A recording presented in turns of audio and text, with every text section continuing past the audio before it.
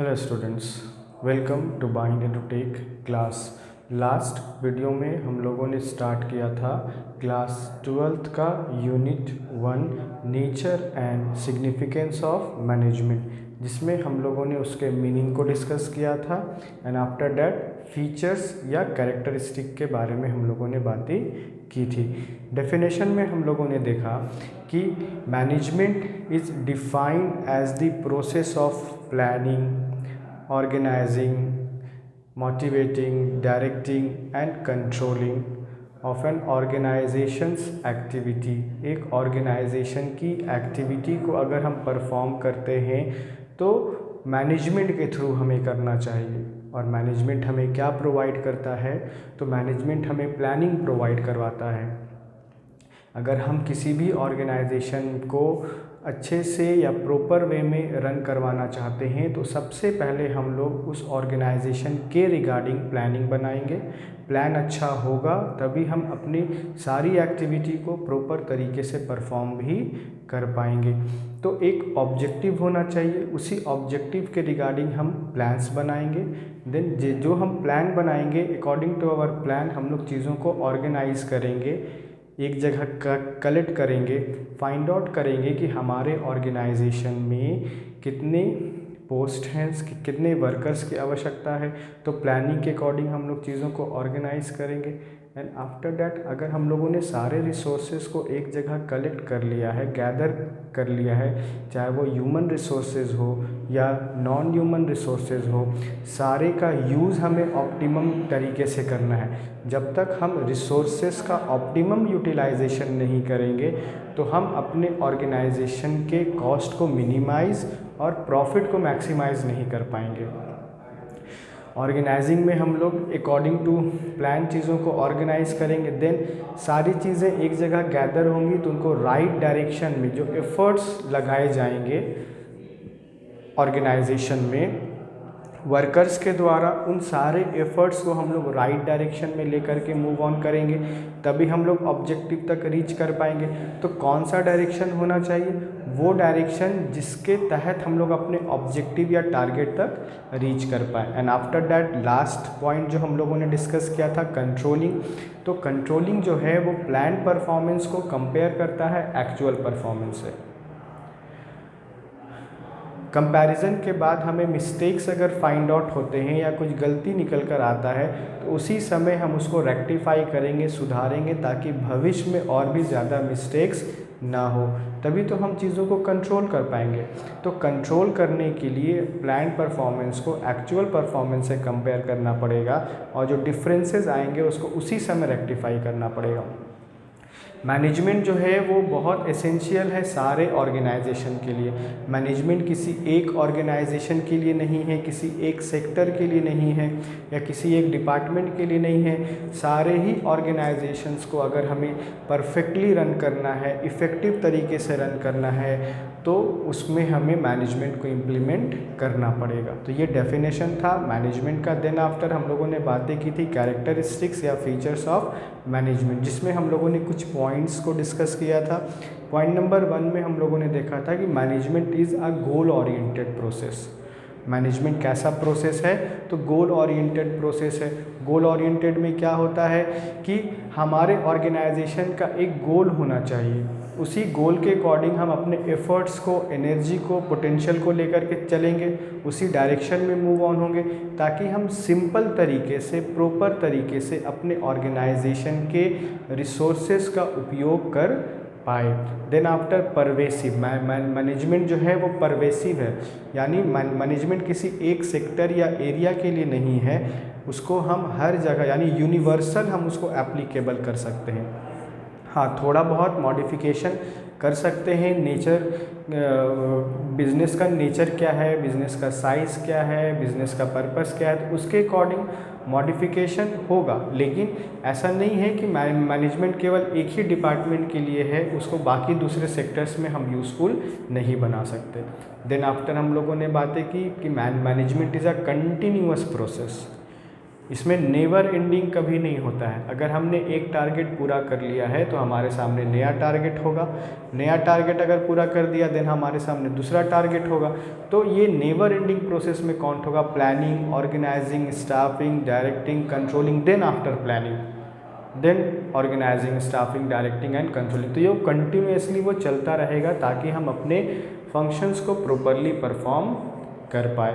तो ये कुछ पॉइंट्स थे जो हम लोगों ने प्रीवियस वीडियो में डिस्कस किया था। इस वीडियो में हम बात करने वाले हैं ऑब्जेक्टिव्स ऑफ मैनेजमेंट। मैनेजमेंट के ऑब्जेक्टिव क्या है, मैनेजमेंट के उद्देश्य क्या है। अगर हम लोग मैनेजमेंट को पढ़ रहे हैं तो मैनेजमेंट का उद्देश्य भी पढ़ना चाहिए। मैनेजमेंट को अगर हम लोग ऑर्गेनाइजेशन में एप्लीकेबल करवाते हैं या इम्प्लीमेंट करवाते हैं तो किस पर्पस से करवाते हैं। मैनेजमेंट का कुछ तो उद्देश्य होगा, उसी उद्देश्य की पूर्ति के लिए प्लस एक ऑर्गेनाइजेशन के उद्देश्य की पूर्ति के लिए हम लोग मैनेजमेंट को एप्लीकेबल करेंगे। तो मैनेजमेंट के ऑब्जेक्टिव को हम लोग 3 पॉइंट में डिवाइड करेंगे या 3 पार्ट में हम इसे डिवाइड करेंगे। Number 1 organisational objectives. Okay, number 1 क्या बोलता है, ऑर्गेनाइजेशन का ऑब्जेक्टिव क्या है। Then after social objective. Okay, society के टूवर्ड्स भी कुछ हमारी रिस्पॉन्सिबिलिटी है, क्योंकि हमारा जो बिज़नेस है, हमारा जो ऑर्गेनाइजेशन है वो कहाँ पर एग्जिस्ट कर रहा है, सोसाइटी में एग्जिस्ट कर रहा है। जब हम सोसाइटी से मैक्सिमम रिसोर्सेज को यूटिलाइज कर रहे हैं तो हमारा यानी जो ऑर्गेनाइजेशन है उसके भी कुछ रिस्पॉन्सिबिलिटी है। तो सोशल ऑब्जेक्टिव में, देन इंडिविजुअल या पर्सनल ऑब्जेक्टिव्स, 1 बाय 1 हम लोग इसको डिटेल में डिस्कस करेंगे। तो सबसे पहले हम बात करते हैं ऑर्गेनाइजेशनल ऑब्जेक्टिव के बारे में। इसके अंदर 3 पॉइंट आएंगे। Number 1 survival, number 2 profit and the last is growth. So let's see कि ऑर्गेनाइजेशनल ऑब्जेक्टिव क्या बोलता है और इससे हमें क्या समझ आता है। Survival, it exist for a long time in the competition market. Survival का मतलब ये होता है कि अगर हमने एक ऑर्गेनाइजेशन स्टार्ट किया है तो एक ऑब्जेक्टिव के तहत अगर एक कॉमन इंटरेस्ट है लोगों का, कॉमन इंटरेस्ट की पूर्ति के लिए हम लोग ने एक ऑर्गेनाइजेशन को स्टार्ट किया है। तो ऑर्गेनाइजेशन जब स्टार्ट होता है तो ऐसा तो है नहीं कि आज स्टार्ट हुआ और कल उसे बंद कर देना है। या अगर हम लोगों ने सोच रखा है कि अपने ऑर्गेनाइजेशन को हम बहुत ज़्यादा डेवलप करेंगे, हम बहुत ज़्यादा प्रॉफिट कमाएंगे, प्लस हम सोसाइटी के नीड्स को पूरा करेंगे, तो ये तभी पॉसिबल होगा जब हमारा ऑर्गेनाइजेशन सरवाइव करेगा। अगर वो सरवाइव नहीं करेगा या वो सोसाइटी के नीड्स को पूरा करने में असमर्थ है तो सोसाइटी उसके प्रोडक्ट को क्यों परचेस करेगा। सोसाइटी तो उसी प्रोडक्ट को परचेस करेगा या कस्टमर उसी के प्रोडक्ट को परचेस करेंगे जिनसे उन्हें सेटिस्फैक्शन मिलेगा। तो सर्वाइवल के लिए ऑर्गेनाइजेशन को प्रॉफिट कमाना होगा। तो सर्वाइवल डिपेंड किस पे करेगा कि वो प्रॉफिट कमाए, टू अर्न प्रॉफिट। जब वो अर्न करेगा प्रॉफिट को तभी वो लंबे समय तक सरवाइव कर पाएगा। अगर हम बिज़नेस को मार्केट में सरवाइव नहीं कर पा रहे हैं, क्योंकि मार्केट में कोई एक बिज़नेस तो है नहीं, कोई एक कंपनी तो है नहीं जो अपने प्रोडक्ट को सेल आउट कर रही है। कंपटीशन मार्केट में बहुत ज़्यादा है और भी बहुत सारे कॉम्पिटिटर्स हैं जो प्रोडक्ट जो कॉम्पिटिटर्स हैं जो अलग अलग कंपनीज़ हैं जो अलग अलग प्रोडक्ट बना रही हैं। तो उनके से हम कैसे फाइट कर पाएंगे जब तक हम कस्टमर को सेटिस्फाई नहीं कर पाएंगे, है ना। तो कस्टमर को सेटिस्फाई करेंगे तभी हम मार्केट से प्रॉफिट कमाएंगे और जब प्रॉफिट कमाएंगे तभी हम सर्वाइव कर पाएंगे। तो सर्वाइवल इज़ वेरी इंपॉर्टेंट, ठीक है। Next is point number 2, profit. It provide a vital incentive for the continued successful operation. Profit को बिजनेस का लाइफ ब्लड भी बोला जाता है। ओके, अगर हम प्रॉफिट की बात करें तो प्रॉफिट को लाइफ ब्लड इसीलिए बोला जाता है अगर हम प्रॉफिट नहीं कमाएंगे या हमारा ऑर्गेनाइजेशन प्रॉफिट नहीं कमाएगा, क्या हमारे ऑर्गेनाइजेशन को हम सरवाइव करा पाएंगे? तो बिल्कुल सरवाइव नहीं। तो सर्वाइवल तभी पॉसिबल है जब प्रॉफिट होगा, ग्रोथ भी तभी पॉसिबल है जब हम प्रॉफिट कमाएंगे। तो सरवाइव करना या ग्रोथ करना ये तभी पॉसिबल होगा जब हमारा ऑर्गेनाइजेशन प्रॉफिट कमाएगा। तो प्रॉफिट जो है वो बहुत इम्पॉर्टेंट या वाइटल रोल प्ले करता है बिज़नेस को सक्सेसफुल बनाने के लिए।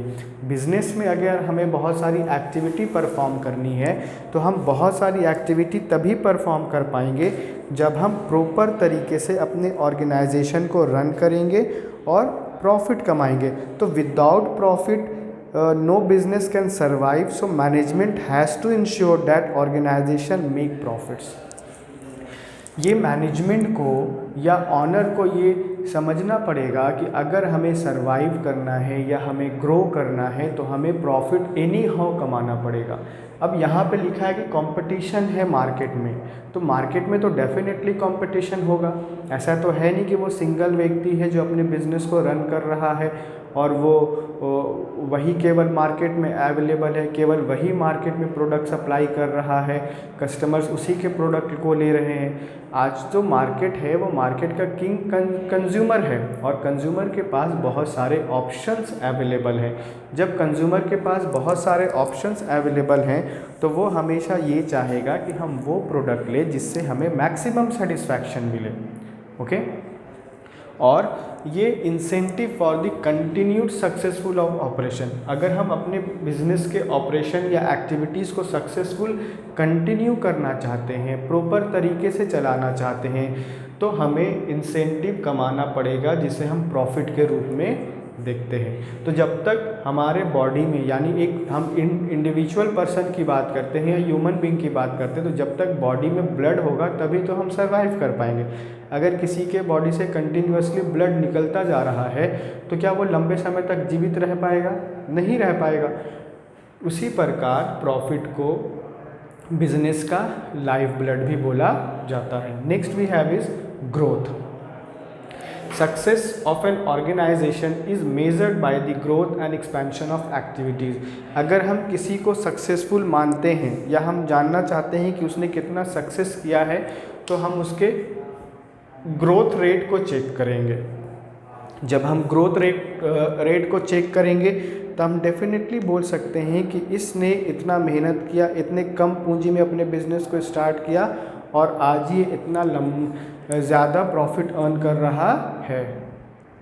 ग्रोथ और इंडिकेट ये करता है कि अगर एक ऑर्गेनाइजेशन के पास इफ़ेक्टिव या बहुत अच्छे एम्प्लॉयज़ हैं, पोटेंशियल है, स्किलफुल एम्प्लॉय हैं, नॉलेजेबल एम्प्लॉय हैं, तो उसने अपने पोटेंशियल को कितना एक्सप्लॉइट किया। यहाँ पर जो वर्ड एक्सप्लॉइट आया है वो पॉजिटिव वे में आया है, यानी अगर मेरे पास नॉलेज है या किसी इंडिविजुअल के पास नॉलेज है तो उसने अपने नॉलेज का भरपूर उपयोग किया कि नहीं किया, है ना। तो एक ऑर्गेनाइजेशन के पास अगर बहुत अच्छे वर्कर्स हैं, नॉलेजेबल वर्कर्स काम कर रहे हैं, इंटेलेक्चुअल्स वर्कर काम कर रहे हैं, बहुत सारे इक्विपमेंट्स के साथ उसने बिज़नेस को स्टार्ट किया, हाई टेक्नोलॉजी के साथ बिज़नेस को स्टार्ट किया, तो जिस समय उसके पास जितनी चीज़ें थी और अभी जो चीज़ें हैं, क्या उसने उस चीज़ों का सही उपयोग किया या नहीं किया। तो अगर उसने सही उपयोग किया तभी उसका जो ग्रोथ रेट है वो इंक्रीज़ होगा। और ग्रोथ रेट को हम कैसे चेक कर सकते हैं? मान लो कि हमने बिज़नेस को स्टार्ट किया 100 पीपल्स के साथ, क्लियर है, तो क्या 100 पीपल हमारे एम्प्लॉय हमेशा रहेंगे? हमारे पास केवल 100 एम्प्लॉय रहेंगे। अगर हम ग्रोथ कर रहे हैं एक ऑर्गेनाइजेशन को तो डेफिनेटली 100 से 200 एम्प्लॉय तो इंक्रीज़ होंगे ही होंगे। तो जब एम्प्लॉय को हम इंक्रीज़ करेंगे, जब हमारे एम्प्लॉयज़ इंक्रीज़ करेंगे तो ये भी इंडिकेट करेगा कि जो हमारा बिजनेस है वो भी ग्रो कर रहा है। देन अगर हम सेल्स को इंक्रीज़ करेंगे या जो वॉल्यूम है अगर वो हमें समझ में आ रहा है कि ये इंक्रीज़ कर रहा है तो इसका मतलब ये है कि हमारा बिजनेस भी ग्रो कर रहा है। तो कुछ इंडिकेटर्स होते हैं जो ये बताते हैं कि जो ऑर्गेनाइजेशन है वो धीरे धीरे ग्रो कर रहा है। तो ये जो पॉइंट्स हम लोगों ने अभी डिस्कस किया वो था पॉइंट नंबर 1 में ऑर्गेनाइजेशनल का ऑब्जेक्टिव, यानी ऑर्गेनाइजेशनल ऑब्जेक्टिव क्या है, जिसमें हम लोगों ने 3 पॉइंट को डिस्कस किया। Number A survival, number B profit और number C growth. Next point है हमारा point number 2 social objectives. Environment social objective के अंदर भी हमें 3 पॉइंट डिस्कस करने हैं। सो लेट्स सी वो पॉइंट्स क्या हैं। Point number A, environmental and national objectives. Okay, techniques of production are selected considering environmental factors and national interest. जब भी एक ऑर्गेनाइजेशन को इस्टेब्लिश किया जाता है तो कुछ पर्पस के तहत इस्टेब्लिश किया जाता है। तो पर्पस में हम हर पर्पस को पूरा करने के लिए हम वैसी एक्टिविटी परफॉर्म नहीं करें जिसके कारण हमारे सोसाइटी को बेनिफिट्स नहीं उल्टा नुकसान होने लगे। अगर नुकसान होगा तो हम भी सोसाइटी में सरवाइव कर रहे हैं, तो क्या हम लंबे समय तक प्रॉफिट कमा पाएंगे? बिल्कुल नहीं। सोसाइटी को नुकसान होगा तो एट द एंड बिजनेस को भी नुकसान होगा। बिजनेस और सोसाइटी दोनों अलग नहीं है, क्योंकि बिजनेस जो है वो सोसाइटी में एग्जिस्ट कर रहा है।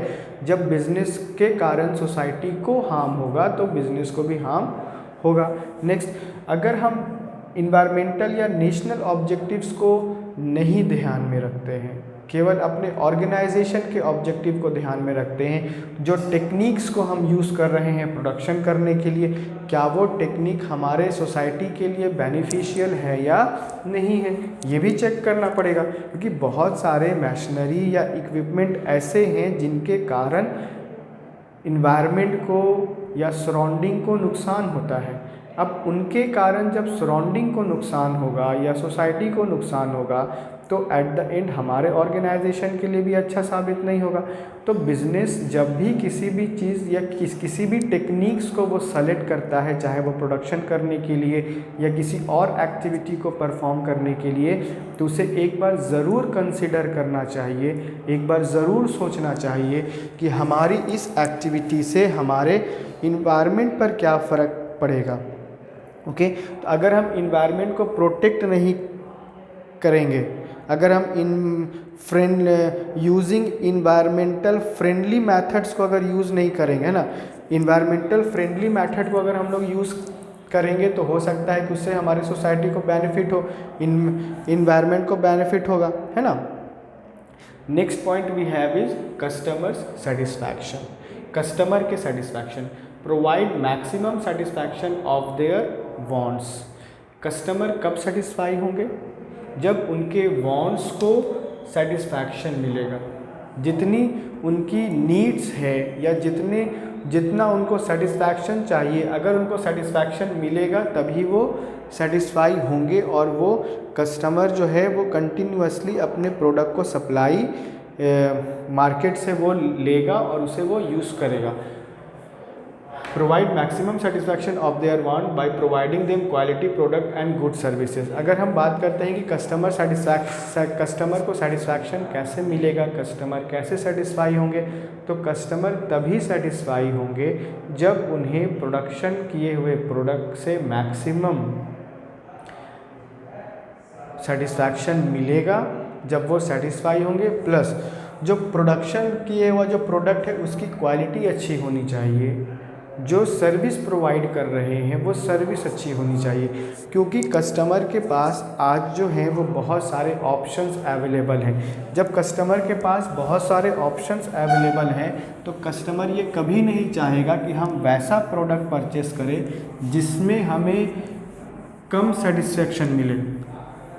तो कम अगर सेटिस्फैक्शन मिलेगा तो अगर उसने एक बार ले लिया तो डेफिनेटली वो नेक्स्ट टाइम परचेज नहीं करेगा, क्योंकि उस प्रोडक्ट से उसे कोई लाभ नहीं हो रहा है। जब वो लाभ होगा तभी वो उसको प्रोडक्ट को दोबारा वो लेगा, चाहे वो कोई किसी प्रोडक्ट के बारे में हो या किसी सर्विस के बारे में हो, वो तभी परचेस करेगा सेकंड टाइम जब उस चीज़ से उसको दोबारा लाभ मिलेगा।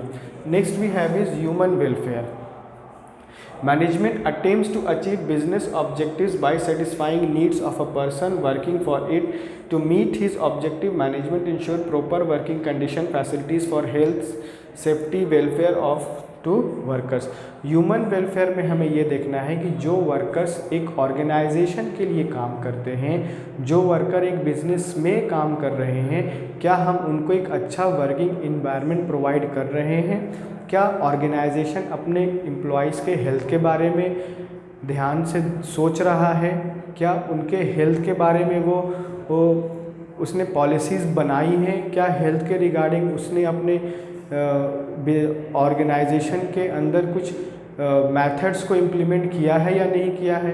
तो जब तक हमारे वर्कर का हेल्थ अच्छा नहीं होगा, उनकी सेफ्टी को हम इंश्योर नहीं करेंगे, तो सेफ्टी जब इंश्योर नहीं रहेगा तो वर्कर्स प्रॉपर तरीके से काम नहीं कर पाएंगे, पूरे पोटेंशियल को वो यूज़ नहीं कर पाएंगे, कंसंट्रेशन के साथ काम नहीं कर पाएंगे। और वर्कर्स को अगर हमें इंसेंटिव प्रोवाइड कराना है तो किस बेसिस पर करवाएं, क्योंकि वर्कर अगर अपने कामों को कर रहे हैं तो कंपनसेशन तो उन्हें मिलना चाहिए। तो टाइम टू टाइम कंपनसेशन दे रहा है या नहीं दे रहा है, क्या हमारे ऑर्गेनाइजेशन में जितने एम्प्लॉय काम कर रहे हैं क्या हम उनको सेटिस्फाई कर पा रहे हैं, क्या उनके अपने ऑब्जेक्टिव्स या उनका अपना नीड्स पूरा हो पा रहा है या नहीं हो पा रहा है। ये भी जो है वो ऑर्गेनाइजेशन को ही ध्यान में रखना होगा। Next we have is point number 3, personal objectives. Okay, personal objectives में हम इंडिविजुअल्स एम्प्लॉय के बारे में बात करेंगे। एम्प्लॉयज़ अगर एक ऑर्गेनाइजेशन में काम कर रहे हैं तो एम्प्लॉयज़ का जो बैकग्राउंड है वो सेम नहीं होता है, वो सेम सेक्टर से बिलोंग नहीं करते हैं, अलग अलग एरिया से आते हैं, अलग अलग बैकग्राउंड से आते हैं, उनका पर्सनैलिटी अलग होता है, उनके पास एक्सपीरियंसेस भी अलग अलग होते हैं। They all become the part of the organisation to satisfy their diverse needs. अगर डिफरेंट बैकग्राउंड से एम्प्लॉयज़ आ रहे हैं, डिफरेंट एरिया से एम्प्लॉय आ रहे हैं, उनका वर्किंग एक्सपीरियंस अलग अलग है, उनका ऑब्जेक्टिव्स अलग अलग है, लेकिन फिर भी वो एक ऑर्गेनाइजेशन के अंदर आकर के काम कर रहे हैं, तो मेन कारण यही है कि उन्होंने अपने नीड्स को पूरा करना है। अगर एक एम्प्लॉय आकर किसी ऑर्गेनाइजेशन में काम करता है तो वो अपने पोटेंशियल से ऑर्गेनाइजेशन का काम कर रहा है, लेकिन अगर वो काम कर रहा है तो कारण ये है कि उसके अपने पर्सनल ऑब्जेक्टिव्स हैं, पर्सनल नीड्स हैं, जिसे उसे टाइम टू टाइम पूरा करना होगा। तो वो कैसे पूरा करेगा?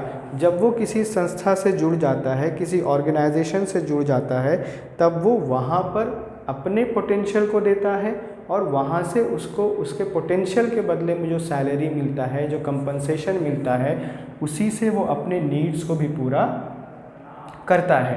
ऐसा नहीं है कि केवल हम सोच लें और हमारे नीड्स पूरे हो जाएंगे। उसके लिए हार्ड वर्क करना पड़ेगा, उसके लिए हमें कहीं पर जॉब करना पड़ेगा, उसके लिए हमें कोई बिजनेस एक्टिविटी परफॉर्म करनी पड़ेगी, यानी इकोनॉमिक एक्टिविटी परफॉर्म करेंगे हम, तभी हम जा कर के अपने नीड्स को पूरा कर सकते हैं। तो नीड्स को पूरा करने के लिए इकोनॉमिक एक्टिविटी परफॉर्म करना होगा। Then employees are one of the most valuable resources of an organization. Satisfaction of their objectives is very important. किसी भी ऑर्गेनाइजेशन के लिए जो सबसे इम्पॉर्टेंट रिसोर्सेज होता है वो है human being. Okay, human being क्या है, या ह्यूमन रिसोर्सेज जो है ऑर्गेनाइजेशन के लिए बहुत ही इम्पॉर्टेंट होते हैं, है ना। ह्यूमन रिसोर्सेज अगर किसी ऑर्गेनाइजेशन में नहीं है और उस ऑर्गेनाइजेशन में बहुत हाई टेक्नोलॉजी है, उसने बहुत पैसा खर्च किया है, लेकिन सारी चीज़ों को मैनेज करना, कंट्रोल करना वो किसके हाथ में होता है? तो ह्यूमन रिसोर्सेज के हाथ में होता है, ह्यूमन बीइंग के हाथ में होता है।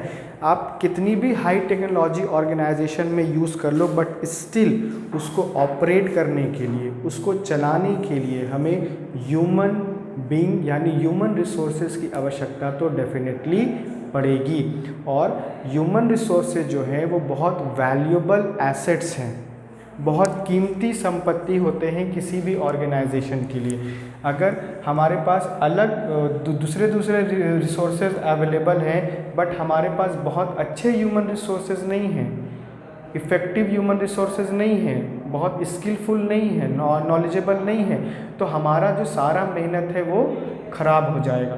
तो अपनी मेहनत को ज़्यादा अच्छे तरीके से पूरा करने के लिए हमें ह्यूमन रिसोर्सेज की आवश्यकता होती है, जो हमारे ऑर्गेनाइजेशन को और भी ज़्यादा डेवलप करते हैं।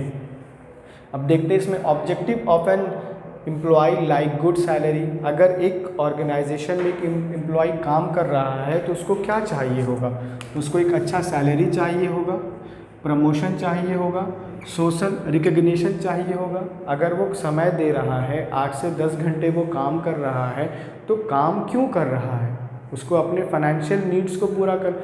दूसरे नीड्स तब पूरे होंगे जब वो फाइनेंशियली स्ट्रांग होगा। तो फाइनेंशियली स्ट्रांग कब होगा, जब उसको अच्छी सैलरी मिलेगी उस ऑर्गेनाइजेशन से। सैलरी भी मिल रहा है और वो काम भी बहुत अच्छे से कर रहा है, तो उसे प्रमोशन मिलना चाहिए। प्रमोशन मिलेगा तो वो मोटिवेट होगा, और जब वो मोटिवेट होगा तो और भी ज़्यादा मेहनत करेगा। जब वो और ज़्यादा मेहनत करेगा तो बिजनेस और जो ऑर्गेनाइजेशन है वो भी डेवलप करेगा। अगर एक एम्प्लॉय जो है वो उसको टाइम टू टाइम प्रमोशन दिया जा रहा है, उसके स्टेटस को इंक्रीज़ किया जा रहा है, इसका मतलब ये भी है कि जो ऑर्गेनाइजेशन है वो भी धीरे धीरे इंक्रीज़ कर रहा है। सोशल रिकग्निशन यानी अदर एम्प्लॉयज़ के सामने उन्हें रिकग्नाइज़ किया जाए। अगर हम अपने एम्प्लॉय को रिकग्नाइज़ करेंगे अमंग जितने भी एम्प्लॉयज़ हैं उनके बीच में, तो वो भी मोटिवेट होगा और दूसरे एम्प्लॉय जो है वो भी इंस्पायर होंगे। अगर कोई मेहनत करता है और उसे रिकग्नाइज़ किया जाए, सबके सामने उसे एप्रिसिएशन दिया जाए, तो वो दूसरी बार और मेहनत करेगा और उसका देखा देखी और जितने एम्प्लॉयज़ हैं वो भी काम को परफेक्टली करने का प्रयास करेंगे, क्योंकि उन्हें भी लगेगा कि जब इसने मेहनत किया तो ऑर्गेनाइजेशन के द्वारा इसे रिकग्निशन मिल रहा है, तो दूसरी बार दूसरे एम्प्लॉय भी मेहनत करेंगे और उन्हें भी रिकग्निशन किया जाएगा। तो इस तरीके से जो वर्किंग इन्वायरमेंट है वो बहुत अच्छा होगा। हेल्दी वर्किंग कंडीशन, यानी यहाँ पर हम डिस्क्रिमिनेशन को अलाउ नहीं करेंगे। हेल्दी वर्किंग इन्वायरमेंट तभी संभव है जब हमारे ऑर्गेनाइजेशन में डिस्प्यूट्स ना हो, कन्फ्लिक्ट्स ना हो, मिसअंडरस्टैंडिंग ना हो, और ये तभी संभव है जब हम डिस्क्रिमिनेशन नहीं करेंगे, भेदभाव नहीं करेंगे। तो जब एक ऑर्गेनाइजेशन को हम परफेक्टली रन करवाना चाहते हैं तो उस ऑर्गेनाइजेशन में हमें कुछ चीज़ों को ध्यान में रखना होता है, ताकि जो हमारा वर्किंग कंडीशन है या जो वर्किंग इन्वायरमेंट है वो अच्छा होगा। जब हेल्दी वर्किंग इन्वायरमेंट है तो एम्प्लॉयज़ का फिज़िकल एंड मेंटल हेल्थ है वो भी अच्छा रहेगा।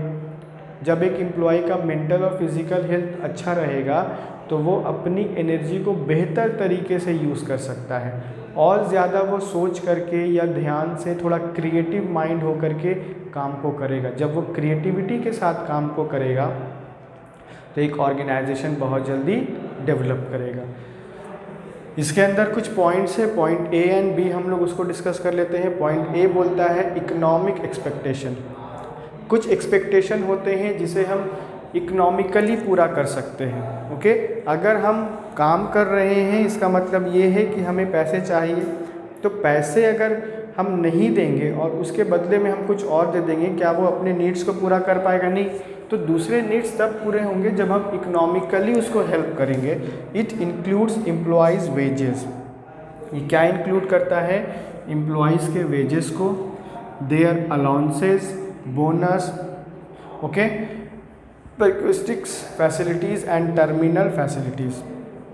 कुछ बेनिफिट्स प्रोवाइड करवाए जाते हैं जिन्हें हम इकोनॉमिकली काउंट करते हैं, और इकोनॉमिकली जब हम काउंट करेंगे तभी हमारे एम्प्लॉय जो हैं वो ज़्यादा बेहतर तरीके से अपने काम को पूरा करेंगे। अगर उन्हें टाइम टू टाइम सैलरी मिलेगा तो सैलरी उन्हें ऑर्गेनाइजेशन की तरफ से मिल रहा है, और वो अपने दूसरे पेंडिंग काम्स को या दूसरे नीड्स को भी पूरा उसी सैलरी के माध्यम से करेंगे।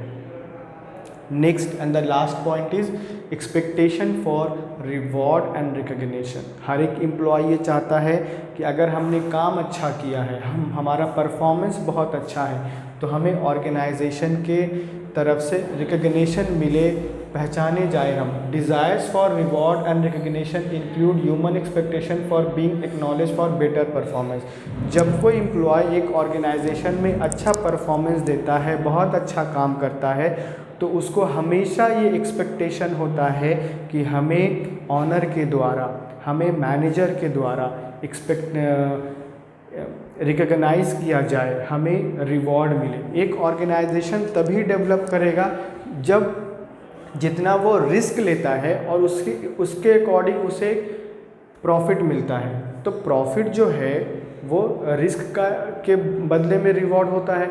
उसी प्रकार एक एम्प्लॉय जब काम करता है तो वो भी कुछ रिवॉर्ड चाहता है। एक तो हम फाइनेंशियल एक्सपेक्टेशन को पूरा कर रहे हैं, दूसरा ये बोलता है कि उसे रिकॉग्नाइज किया जाए, एक्नॉलेज किया जाए सबके सामने, उसके परफॉर्मेंस को एक्नॉलेज किया जाए। दूसरे एम्प्लॉइज़ से अगर वो बेहतर काम कर रहा है, ज़्यादा मेहनत कर रहा है, अगर हम सबके सामने उसको रिकॉग्नाइज करेंगे तभी वो भी डेवलप करेगा, वो भी मोटिवेट होगा और एट द सेम टाइम दूसरे एम्प्लॉइज़ भी जो हैं वो मोटिवेट होंगे और अपने काम को वो परफेक्टली पूरा करेंगे। तो इस वीडियो में हम लोगों ने ऑब्जेक्टिव्स ऑफ मैनेजमेंट को डिस्कस किया, जिसमें हम लोगों ने ऑर्गेनाइजेशनल ऑब्जेक्टिव्स, सोशल ऑब्जेक्टिव्स और पर्सनल ऑब्जेक्टिव्स को डिटेल में डिस्कस किया है। ओके, नेक्स्ट वीडियो में इसी चैप्टर का नेक्स्ट टॉपिक भी हम लोग डिस्कस करेंगे।